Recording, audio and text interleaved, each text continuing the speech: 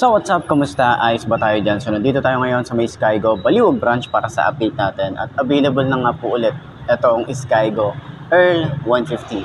Okay, sa mga naghahanap ng Earl 175, hindi pa siya available dito pero parating na rin naman yung unit na yun. Pero ngayon, alamin natin yung presyo, kung sulit nga ba itong motorcycle na to sa presyo niya at sa specs niya. So tara, samahan niyo ako, walk around na natin. Ayos na ayos siya.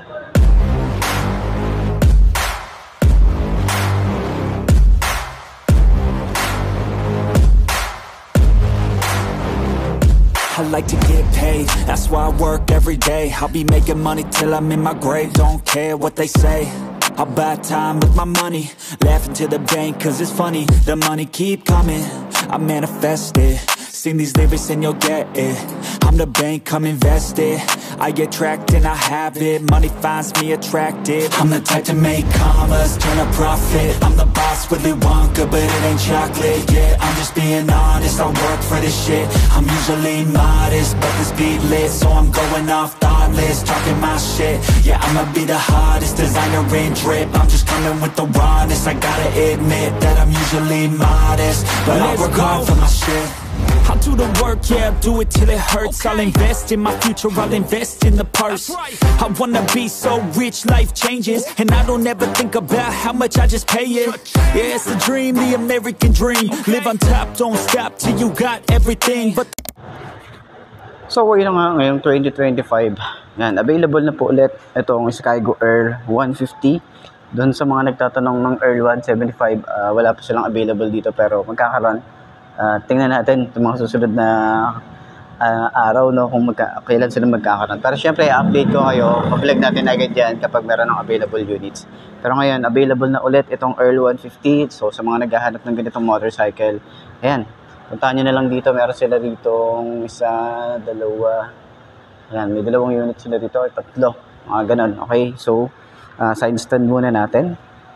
Okay, yan ang itsura niya kapag naka-side stand. So 5'2" ang ating height para doon sa mga kagaya ko na gusto ng ganitong motorcycle. At least meron kayong reference. Ayan, so upuan na natin. So medyo ano lang yung gulong nito pero hindi naman siya ganun ka-flat.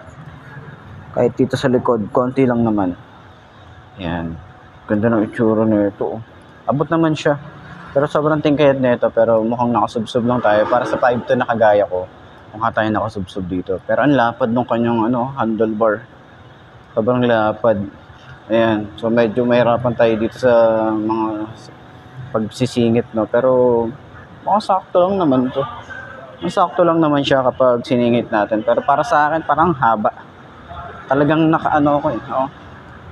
Bukaka yung aking braso.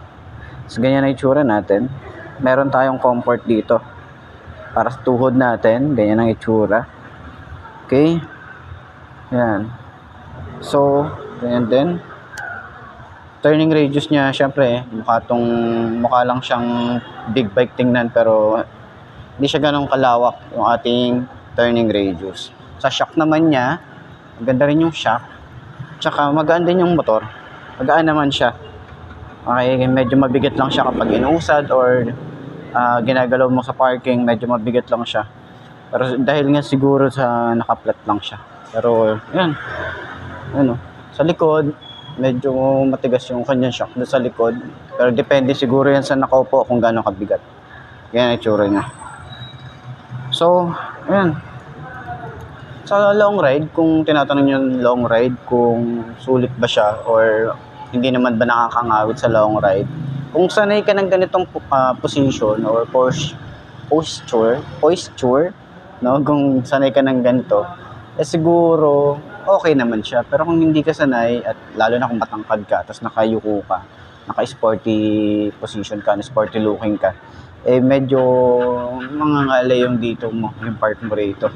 Kung medyo hindi ka sanay sa mga long ride na ganito kababa. Okay? So, yun lang naman yung magiging comment natin. Pero kung ilo-long ride nyo to, goods to para sa long ride. Tsaka pang forma. Sobrang maporma din ang isang to. Ayan, mukha kang dito, Jericho Rosales or Daniel Padilla. Yung peg natin dito. Pero yan, para doon sa mga gustong kumuha, yan, available sa Skygo Baliwag. Okay? So, center stand natin kung madali lang din siyang i-center stand. Okay. Center stand. Yan, madali lang din naman. Magaan lang din. Ayos. Honest, I work for this shit. I'm usually modest, but the speed lit, so I'm going off thoughtless, talking my shit. Yeah, I'ma be the hottest designer in drip. I'm just coming with the rawness. I gotta admit that I'm usually modest, but I work hard for my shit.